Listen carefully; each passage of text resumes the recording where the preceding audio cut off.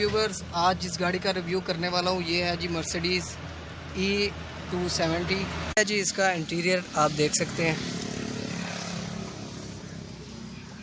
ये डैशबोर्ड है जी। इसका अंदर से कुछ है, ये है जी इसका मीटर।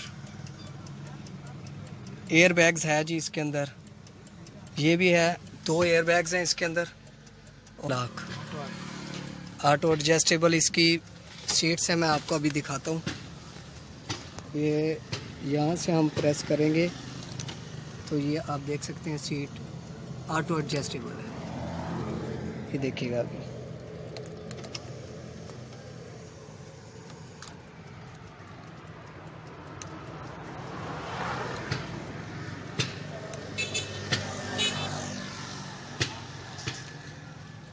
तो मॉडल जोन सा है इसका है जी 2004 मॉडल। ये है जी इसका इंजन जो कि 2700 सीसी है, मर्सिडीज़ 270 इसका मॉडल है ई।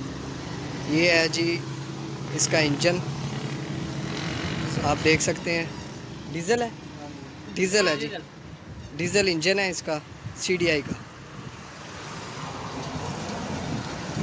2 सनरूफ हैं जी इसके अंदर, आप देख सकते हैं 2 सनरूफ हैं, एक ये है, एक ये है। इसके एडजस्टेबल हम ऑटो ये जो से हैं मिरर, इनको भी हम कर सकते हैं यहाँ से इन बटन से।